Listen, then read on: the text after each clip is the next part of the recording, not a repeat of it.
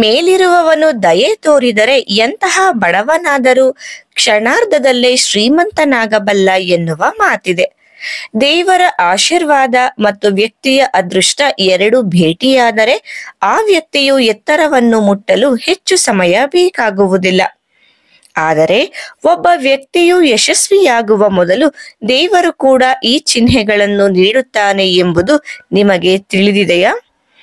ಒಬ್ಬ ವ್ಯಕ್ತಿಗೆ ಒಳ್ಳೆಯ ದಿನಗಳು ಬಂದಾಗ ದೇವರು ಖಂಡಿತವಾಗಿಯೂ ಅವನಿಗೆ ಈ ಚಿಹ್ನೆಗಳನ್ನು ನೀಡುತ್ತಾನೆ ಎಂದು ಪುರಾಣಗಳಲ್ಲಿ ಬರೆಯಲಾಗಿದೆ. ಹಾಗಾದರೆ ಆ ವಿಶೇಷ ಚಿಹ್ನೆಗಳ ಬಗ್ಗೆ ಸಂಪೂರ್ಣವಾಗಿ ಮಾಹಿತಿಯನ್ನು ತಿಳಿಯೋಣ.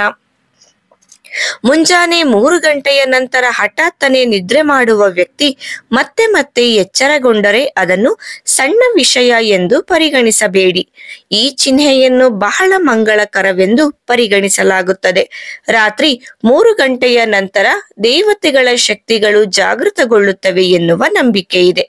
ಈ ಸೂಚನೆಯು ನಿಮಗೆ ಬಹಳಷ್ಟು ಹೇಳಲು ಬಯಸುತ್ತದೆ. ಅಂತಹ ಪರಿಸ್ಥಿತಿಯಲ್ಲಿ 3 ಗಂಟೆಯ ನಂತರ ಮತ್ತೆ ಮತ್ತೆ ಏಳುವುದು ಯಶಸ್ಸಿನ ಸಂಕೇತವಾಗಿದೆ. ಅದೇ ಸಮಯದಲ್ಲಿ ರಾತ್ರಿ 3 ಗಂಟೆಯ ನಂತರ ದೇವತೆಗಳಿಂದ ಪಡೆದುಕೊಂಡ ವರವು ಎಂದಿಗೂ ಖಾಲಿಯಾಗುವುದಿಲ್ಲ. ದೇವರು ಖಂಡಿತವಾಗಿಯೂ ನಿಮ್ಮ ಪ್ರಾರ್ಥನೆಯನ್ನು ಕೇಳುತ್ತಾನೆ. ಆದ್ದರಿಂದ 3 ಗಂಟೆಯ ಸಮಯದಲ್ಲಿ ದೇವರ ಪ್ರಾರ್ಥನೆಯನ್ನು ಮಾಡಬೇಕು. ಈ ಸಮಯದಲ್ಲಿ ನೀವು ದೇವರ ಬಳಿ ಯಾವುದೇ ವರವನ್ನು ಬೇಡಿದರೂ ಅದು ಫಲಿಸುತ್ತದೆ ಎಂಬುದು ಪುರಾಣಗಳಲ್ಲಿನ ನಂಬಿಕೆ. ಸಾಮಾನ್ಯವಾಗಿ ಈ ಸಮಸ್ಯೆ ಕಾಣಿಸಿಕೊಂಡಾಗಲೆಲ್ಲ ಭಯ ಬೀಳುವ ಸಾಧ್ಯತೆ ಹೆಚ್ಚಿರುತ್ತದೆ. ಇದಕ್ಕೆ ನೀವು ಭಯ ಬೀಳದೆ ದೇವರ ಆರಾಧನೆಯಲ್ಲಿ ಆ ಸಮಯವನ್ನು ಕಳೆಯಿರಿ. ನಿಮ್ಮ ಕನಸಿನಲ್ಲಿ ನೀವು ಎತ್ತರದ ಪರ್ವತಗಳನ್ನು ಪದೇ ಪದೇ ನೋಡುತ್ತಿದ್ದರೆ ಮತ್ತು ಪರ್ವತದಿಂದ ಹರಿಯುವ ಜಲಪಾತವನ್ನು ನೋಡಿದರೆ ಮತ್ತು ನೀವು ಆ ಜಲಪಾತದ ನೀರನ್ನು ಕುಡಿಯುತ್ತಿರುವಂತೆ ದೃಶ್ಯ ಕಾಣಿಸಿಕೊಂಡರೆ ಇದರರ್ಥ ನೀವು ಖಂಡಿತವಾಗಿಯೂ ಜೀವನದಲ್ಲಿ ಯಶಸ್ಸನ್ನು ಪಡೆಯುತ್ತೀರಿ ಎಂಬುದಾಗಿದೆ. ಇದು ನಿಮ್ಮ ಎಲ್ಲಾ ಕೆಲಸಗಳಲ್ಲೂ ಯಶಸ್ಸು ಪಡೆಯುವುದನ್ನು ಸೂಚಿಸುತ್ತದೆ. ನಿಮ್ಮ ಅರ್ಧಕ್ಕೆ ನಿಂತು ಹೋದ ಎಲ್ಲಾ ಕೆಲಸಗಳು ಮತ್ತೆ ಆರಂಭವಾಗುತ್ತಿದೆ ಎನ್ನುವುದನ್ನು ಇದು ಹೇಳುತ್ತದೆ. ಈ ಕನಸು ನಿಮಗೂ ಹಾಗೂ ನಿಮ್ಮ ಜೀವನಕ್ಕೂ ಅತ್ಯಂತ ಮಂಗಳಕರ ಕನಸಾಗಿದೆ. ಧರ್ಮಗ್ರಂಥಗಳ ಪ್ರಕಾರ ನಿಮ್ಮ ಕನಸಿನಲ್ಲಿ ದೇವರುಗಳು ಮತ್ತು ದೇವತೆಗಳು ಕಾಣಿಸಿಕೊಂಡರೆ ಅದು ತುಂಬಾ ಮಂಗಳಕರವೆಂದು ಪರಿಗಣಿಸಲಾಗುತ್ತದೆ. ಕನಸಿನಲ್ಲಿ ದೇವರು ಮತ್ತು ದೇವತೆಗಳು ಬರುವುದು ಆ ವ್ಯಕ್ತಿಗೆ ಅತ್ಯಂತ ಪ್ರಯೋಜನಕಾರಿ ಎನ್ನುವ ನಂಬಿಕೆ ಇದೆ. ಕನಸಿನಲ್ಲಿ ದೇವರು ಮತ್ತು ದೇವತೆಗಳನ್ನು ನೋಡುವುದು ಪವಿತ್ರ ವ್ಯಕ್ತಿಯ ಸಂಕೇತವಾಗಿದೆ. ಅಂತಹ ವ್ಯಕ್ತಿಯು ಚಿಟಿಕೆಯಲ್ಲಿ ಯಶಸ್ಸನ್ನು ಪಡೆಯುತ್ತಾನೆ. ಆದರೆ ಒಂದು ವೇಳೆ ನಿಮಗೆ ಈ ಕನಸು ಬಿದ್ದರೆ ಅದನ್ನು ಯಾರೊಂದಿಗೂ ಹಂಚಿಕೊಳ್ಳಲು ಹೋಗದಿರಿ.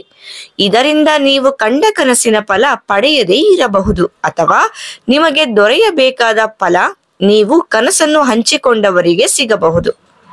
ಕನಸಿನಲ್ಲಿ ಹಳದಿ ಅಥವಾ ಕೆಂಪು ಹೂವುಗಳನ್ನು ನೋಡುವುದು ಸಂಪತ್ತು ಪ್ರಾಪ್ತಿಯ ಸಂಕೇತವೆಂದು ಪರಿಗಣಿಸಲಾಗುತ್ತದೆ. ಕನಸಿನಲ್ಲಿ ದೇವಾಲಯವನ್ನು ನೋಡುವುದು ಸಹ ಮಂಗಳಕರವೆಂದು ಪರಿಗಣಿಸಲಾಗುತ್ತದೆ. ಇದು ಸಂಪತ್ತು ಮತ್ತು ಆಧ್ಯಾತ್ಮಿಕ ಪ್ರಗತಿಯ ಸಂಕೇತವಾಗಿದೆ. ಕನಸಿನಲ್ಲಿ ಕೆಂಪು ಸೀರೆಯುಟ್ಟ ಮಹಿಳೆಯನ್ನು ನೋಡುವುದು ಲಕ್ಷ್ಮೀ ದೇವಿಯ ಸಂಕೇತವೆಂದು ಹೇಳಲಾಗುತ್ತದೆ. ಎತ್ತರದ ಸ್ಥಳವನ್ನು ಏರುತ್ತಿರುವಂತೆ ಕನಸು ಬಿದ್ದರೆ ಅದು ಪ್ರಗತಿ ಮತ್ತು ಯಶಸ್ಸಿನ ಸಂಕೇತವಾಗಿರುತ್ತದೆ. ಮನೆಯಲ್ಲಿ ಕಪ್ಪು ಇರುವೆಗಳ ಗುಂಪನ್ನು ನೋಡುವುದು ಸಂಪತ್ತು ಗಳಿಸುವ ಮಂಗಳಕರ ಸಂಕೇತವೆಂದು ಪರಿಗಣಿಸಲಾಗುತ್ತದೆ. ಮನೆಯ ಬಾಲ್ಕನಿಯಲ್ಲಿ ಅಥವಾ ಅಂಗಳದಲ್ಲಿ ಪಕ್ಷಿಗೂಡು ಇದ್ದರೆ ಅದನ್ನು ಮಂಗಳಕರವೆಂದು ಪರಿಗಣಿಸಲಾಗುತ್ತದೆ. ಮನೆಯಲ್ಲಿ ಒಂದೇ ಸ್ಥಳದಲ್ಲಿ 3 ಹಲ್ಲಿಗಳನ್ನು ನೋಡುವುದು ಲಕ್ಷ್ಮೀ ದೇವಿಯ ಆಗಮನದ ಸಂಕೇತವೆಂದು ಪರಿಗಣಿಸಲಾಗುತ್ತದೆ. ನಿಮ್ಮ ಬಲ ಅಂಗೈ ನಿರಂತರವಾಗಿ ತುರಿಸುತ್ತಿದ್ದರೆ ಅದು ಕೂಡ ಸಂಪತ್ತಿನ ಆಗಮನದ ಸೂಚಕವಾಗಿದೆ. ವಾಸ್ತು ಪ್ರಕಾರ ಒಂದು ವೇಳೆ ನಿಮ್ಮ ಮನೆಯ ಅಂಗಳದಲ್ಲಿ ಅಥವಾ ನಿಮ್ಮ ಬಾಲ್ಕನಿಯಲ್ಲಿ ಯಾವುದಾದರೂ ಪಕ್ಷಿ ಗೂಡನ್ನು ಕಟ್ಟುತ್ತಿದೆ ಅಥವಾ ಕಟ್ಟಿದೆ ಅಂತ ಅಂದ್ರೆ ಅದು ಶುಭ ಸಂಕೇತ ಎಂಬುದಾಗಿದೆ.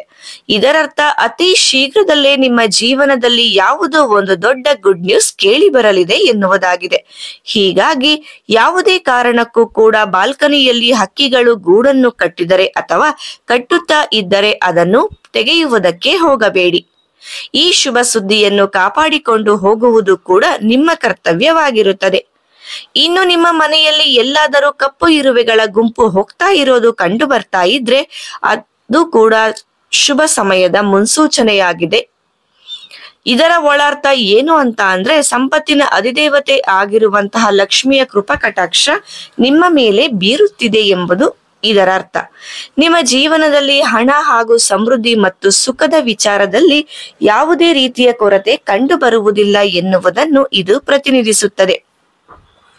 ಈ ಮೂಲಕ ನಿಮ್ಮ ಜೀವನದ ಯಾವುದೇ ರೀತಿಯ ಹಣಕಾಸಿನ ಹಾಗೂ ಆರ್ಥಿಕ ಸಮಸ್ಯೆ ಇದೆ ಅಂತ ಅಂದ್ರೆ ಅಥವಾ ಬೇರೆ ಯಾರಿಗೋ ಸಾಲವನ್ನು ತೀರಿಸಬೇಕು ಅನ್ನುವಂತಹ ಸಮಸ್ಯೆ ಇದ್ರೆ ಆ ಎಲ್ಲಾ ಸಮಸ್ಯೆಗಳನ್ನು ಕೂಡ ಈ ಸಂದರ್ಭದಲ್ಲಿ ನೀವು ದೂರ ಮಾಡಿಕೊಳ್ಳಬಹುದು.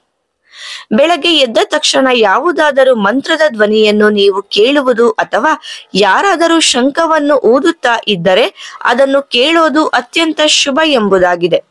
ಇನ್ನು ಆ ಸಂದರ್ಭದಲ್ಲಿ ಯಾವುದಾದರೂ ಒಂದು ಕೆಲಸಕ್ಕೆ ನೀವು ಪ್ರಯತ್ನ ಪಡ್ತಾ ಇದ್ರೆ ಆ ಕೆಲಸ ಕೂಡ ಶುಭಪ್ರದವಾಗಿ ಪೂರ್ತಿಯಾಗಲಿದೆ. ತೆಂಗಿನಕಾಯಿಯನ್ನು ಸಂಪತ್ತಿನ ದೇವತೆಯಾದ ಲಕ್ಷ್ಮೀ ದೇವಿಯ ಸಂಕೇತವೆಂದು ಪರಿಗಣಿಸಲಾಗುತ್ತದೆ. ಒಬ್ಬ ವ್ಯಕ್ತಿಯು ಬೆಳಗ್ಗೆ ಎದ್ದ ತಕ್ಷಣ ಶ್ರೀಫಲ ಅಂದರೆ ತೆಂಗಿನಕಾಯಿಯನ್ನು ನೋಡಿದರೆ ಆ ವ್ಯಕ್ತಿಗೆ ಶೀಘ್ರದಲ್ಲೇ ಏನಾದರೂ ಒಳ್ಳೆಯ ಸುದ್ದಿ ಸಿಗುತ್ತದೆ ಎಂದರ್ಥ. ಇನ್ನು ಒಳ್ಳೆಯ ಸಮಯಗಳು ಬರ್ತಾ ಇದೆ ಅಂತ ಅಂದ್ರೆ ವಾಸ್ತು ಪ್ರಕಾರ ಕೆಲವೊಂದು ದೈಹಿಕ ಸೂಚನೆಗಳು ಕೂಡ ಸಿಗುತ್ತವೆ. ಉದಾಹರಣೆಗೆ ಪುರುಷರ ಬಲಗಣ್ಣು ಹೊಡೆದುಕೊಳ್ಳುತ್ತೆ ಅಥವಾ ಮಹಿಳೆಯರ ಎಡಕೈಯಲ್ಲಿ ತುರಿಕೆ ಕಾಣಿಸಿಕೊಳ್ಳುವುದು ಕೂಡ ಶುಭ ಸಂಕೇತ ಎಂಬುದಾಗಿದೆ. ಮಹಿಳೆಯರಿಗೆ ಎಡಗಣ್ಣು ಶುಭವಾದರೆ ಪುರುಷರಿಗೆ ಬಲಗಣ್ಣು ಶುಭವಾಗಿರುತ್ತದೆ ಎಂಬುದು ವಾಸ್ತುಶಾಸ್ತ್ರ ಹೇಳುತ್ತದೆ. ಇದರ ಅರ್ಥ ನಿಮ್ಮ ಜೀವನದಲ್ಲಿ ಧನಾಗಮನವಾಗುವ ಸಾಧ್ಯತೆ ಇದ್ದು ಇರುವಂತಹ ಎಲ್ಲಾ ಸಮಸ್ಯೆಗಳಿಂದ ಕೂಡ ನೀವು ಪರಿಹಾರವನ್ನು ಪಡೆದುಕೊಳ್ಳುತ್ತೀರಿ ಎಂಬುದಾಗಿದೆ. ಹೀಗಾಗಿ ಈ ಎಲ್ಲಾ ಸಂಕೇತಗಳನ್ನು ಕೂಡ ನೀವು ಶುಭ ಎಂಬುದಾಗಿ ಪರಿಗಣಿಸಬೇಕು. ನೀವು ಎಲ್ಲಿಗಾದರೂ ಹೋಗುವಾಗ ಅಥವಾ ನೀವು ಹೋಗುವ ಮಾರ್ಗದಲ್ಲಿ ನಿಮಗೆ ಹಣ ಸಿಕ್ಕರೆ ಅದು ನಿಮ್ಮ ಒಳ್ಳೆಯ ದಿನಗಳು ಪ್ರಾರಂಭವಾಗಲಿದೆ ಎಂಬುದನ್ನು ಸೂಚಿಸುತ್ತದೆ. ಹೀಗೆ ದಿಢೀರ್ ಹಣ ಸಿಗುವುದು ಲಕ್ಷ್ಮಿಯ ಕೃಪೆ ಸಂಕೇತ. ಇದರಿಂದ ನಿಮ್ಮ ಆರ್ಥಿಕ ಸ್ಥಿತಿಯು ಮೊದಲಿಗಿಂತ ಬಲವಾಗಿರುತ್ತದೆ ಎಂಬುದಾಗಿದೆ. ನಿಮ್ಮ ಮನೆಯ ಅಂಗಳದಲ್ಲಿ ಗುಬ್ಬಚ್ಚಿಗಳು ಚಿಲಿಪಿಲಿಗುಟ್ಟಲು ಪ್ರಾರಂಭಿಸಿದರೆ ನಂತರ ಒಳ್ಳೆಯ ಸಮಯ ಪ್ರಾರಂಭವಾಗಲಿದೆ ಎಂದು ಅರ್ಥ ಮಾಡಿಕೊಳ್ಳಬೇಕು. ನೀವು ಗುಬ್ಬಚ್ಚಿಗಳಿಗೆ ಧಾನ್ಯಗಳು ಮತ್ತು ನೀರನ್ನು ಇಡಬಹುದು.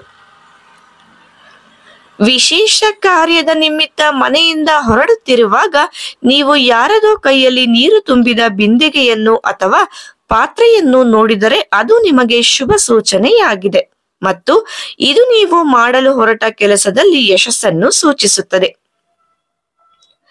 ಪ್ರಯಾಣ ಮಾಡುವಾಗ ಅಥವಾ ಮನೆಯಿಂದ ಹೊರಡುವಾಗ ಪೂಜೆಯ ತೆಂಗಿನಕಾಯಿಯನ್ನು ನೋಡುವುದು ಸಹ ಮಂಗಳಕರ ಸಂಕೇತ. ಇದು ಕೆಲಸದ ಯಶಸ್ಸಿನ ಸಾಧ್ಯತೆಯನ್ನು ಸೂಚಿಸುತ್ತದೆ ಎಂದು ಪರಿಗಣಿಸಬೇಕು. ಆದರೆ ನೀವಿಲ್ಲಿ ಹಾಳಾದ ತೆಂಗಿನಕಾಯಿಯನ್ನು ನೋಡುವುದು ಅಶುಭವಾಗಿರುತ್ತದೆ. ನಿಮ್ಮ ಮನೆಯ ಮುಖ್ಯ ದ್ವಾರದ ಬಳಿ ಮದರ್ ಗಿಡ ಅಂದರೆ ಎಕ್ಕದ ಗಿಡ ತಾನಾಗಿಯೇ ಬೆಳೆದರೆ ನಿಮ್ಮ ಅಥವಾ ನಿಮ್ಮ ಕುಟುಂಬದ ಸದಸ್ಯರ ಶುಭ ಕಾಲ ಆರಂಭವಾಗಲಿದೆ ಎಂಬುದನ್ನು ಅರ್ಥೈಸಿಕೊಳ್ಳಬೇಕು. ಈ ಸಸ್ಯವನ್ನು ಮಂಗಳಕರವೆಂದು ಪರಿಗಣಿಸಲಾಗುತ್ತದೆ. ಉತ್ತಮ ಸಮಯ ಪ್ರಾರಂಭವಾಗುವ ಮೊದಲು ವರ್ಣರಂಜಿತ ಚಿಟ್ಟೆಗಳು ನಿಮ್ಮ ಸುತ್ತಲೂ ಸುಳಿದಾಡಲು ಪ್ರಾರಂಭಿಸುತ್ತವೆ.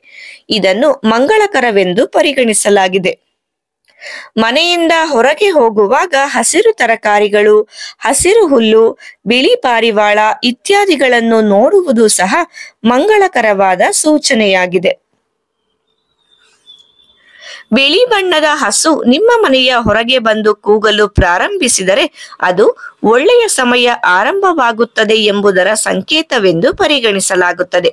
ಈ ರೀತಿ ಹಸು ನಿಮ್ಮ ಮನೆ ಮುಂದೆ ಬಂದು ಕೂಗಿದಾಗ ನೀವು ಅವುಗಳಿಗೆ ರೊಟ್ಟಿ ಅಥವಾ ಬೆಲ್ಲವನ್ನು ತಿನ್ನಲು ನೀಡಬೇಕು. ಮಳೆಯ ನಡುವೆ ಸೂರ್ಯನು ಆಕಾಶದಲ್ಲಿ ಹೊಳೆಯುತ್ತಿರುವುದು ಶೀಘ್ರದಲ್ಲೇ ಶ್ರೀಮಂತರಾಗುವ ಸಂಕೇತವೆಂದು ಪರಿಗಣಿಸಲಾಗಿದೆ. ಕೋಗಿಲೆಯು ಮನೆಯ ಮೇಲ್ಛಾವಣಿ ಅಥವಾ ಸೂರುಗಳ ಮೇಲೆ ಕುಳಿತು ಕೂಗುತ್ತಿದ್ದರೆ ಆರ್ಥಿಕ ಬೆಳವಣಿಗೆಯ ಸಾಧ್ಯತೆಯು ಹೆಚ್ಚಾಗುತ್ತದೆ. ಬೆಳಗ್ಗೆ ಎದ್ದ ತಕ್ಷಣ ಮೊಸರು ಅಥವಾ ಹಾಲನ್ನು ನೋಡುವುದು ಕೂಡ ಅದೃಷ್ಟದ ಸಂಕೇತವಾಗಿದೆ. ರಾತ್ರಿ ಕನಸಿನಲ್ಲಿ ಬಿಳಿ ಅಥವಾ ಚಿನ್ನದ ಹಾವು ಕಾಣಿಸಿಕೊಂಡರೆ ಅದು ಅದೃಷ್ಟದ ಸಂಕೇತವಾಗಿದೆ. ಬೀಳುವ ನಕ್ಷತ್ರಕ್ಕೆ ಮಾಡಿದ ಪ್ರಾರ್ಥನೆಗಳು 30 ದಿನಗಳಲ್ಲಿ ನಿಜವಾಗುತ್ತವೆ ಎಂದು ನಂಬಲಾಗಿದೆ. ಅವುಗಳ ನೋಟವು ಮಂಗಳಕರ ಸಂಕೇತವಾಗಿದೆ. ಮನೆ ಬಾಗಿಲಿಗೆ ಬಂದ ಆನೆಯು ತನ್ನ ಸೊಂಡಿಲನ್ನು ಎತ್ತರಕ್ಕೆ ಎತ್ತುತ್ತಿದ್ದರೆ ಆ ಮನೆಯಲ್ಲಿ ಪ್ರಗತಿ ಮತ್ತು ಬೆಳವಣಿಗೆ ಖಂಡಿತ ಕಂಡುಬರುತ್ತದೆ. ಮುಂಜಾನೆ ದಾರಿಯಲ್ಲಿ ಕಬ್ಬು ಕಂಡರೆ ಎಲ್ಲಿಂದಲೋ ಹಣ ಬರುತ್ತಿದೆ ಎಂಬ ಸೂಚನೆಯಾಗಿರುತ್ತದೆ. ಮನೆಯ ಸರಹದ್ದಿನಲ್ಲಿ ನವಿಲು ಕಾಣಿಸಿಕೊಂಡು ರೆಕ್ಕೆಗಳನ್ನು ಚಾಚುವುದು ಶುಭ ಸಂದರ್ಭದ ಸಂಕೇತ. ಸಮುದ್ರ ತೀರದಲ್ಲಿ ಮುತ್ತುಗಳು ಅಪರೂಪವಾಗಿ ಕಂಡುಬರುತ್ತವೆ. ಇದು ನಿಮಗೆ ಸಂಭವಿಸಿದರೆ ನಿಮ್ಮ ಅದೃಷ್ಟವು ಬೆಳಗಲಿದೆ ಎಂದು ಅರ್ಥ ಮಾಡಿಕೊಳ್ಳಿ. ಇದೇ ರೀತಿ ಅರ್ಥಪೂರ್ಣ ವಿಚಾರಗಳಿಗಾಗಿ ನಮ್ಮ ಚಾನೆಲ್ ಅನ್ನು ಸಬ್ಸ್ಕ್ರೈಬ್ ಮಾಡಿ. ಮತ್ತೆ ಭೇಟಿಯಾಗೋಣ. ಧನ್ಯವಾದಗಳು.